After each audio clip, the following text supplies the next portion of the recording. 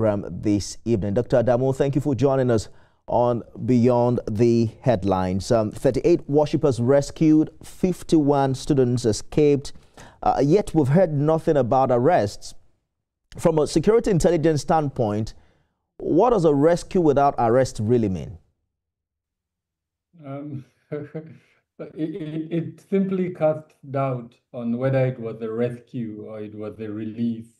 It is expected that if it was a rescue, it would be done under very difficult circumstances where probably there will be an exchange of gunfire and the likelihood of the loss of life on both sides, on the sides of probably the victims, God forbid, as well as the side of the perpetrators.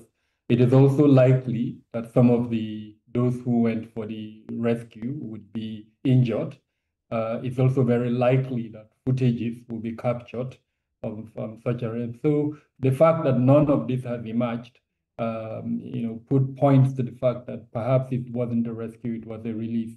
Irrespective of what it was, the fact that the victims have come out alive and they've reunited with their families. We've seen footages of celebrations by members of the community, where it happened. I think that's something to be happy about. Yes, there will be consequence if it was indeed a release and not a rescue.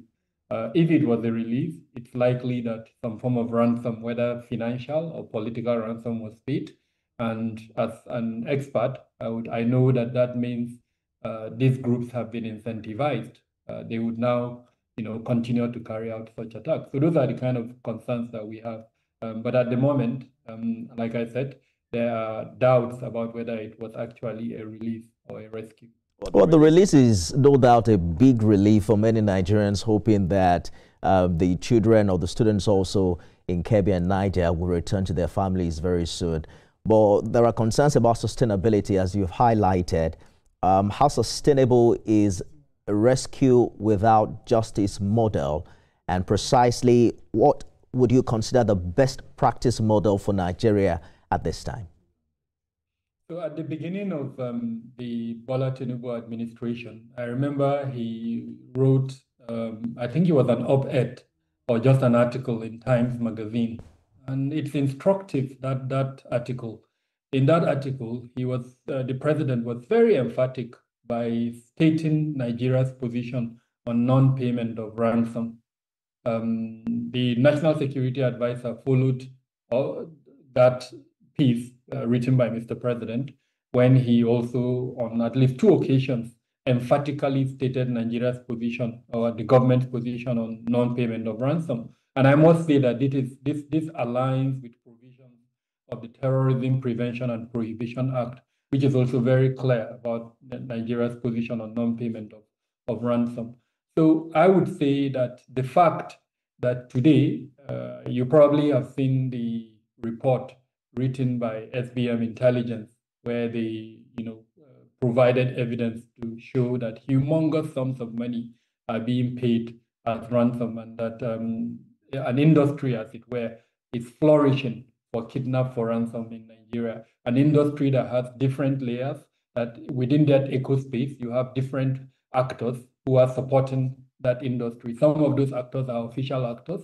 Some of the actors are within the financial systems. There are banks, fintechs, and more conventional banks, where today the kidnappers ask for those ransom to be paid. It's paid, and they are able to withdraw and use it.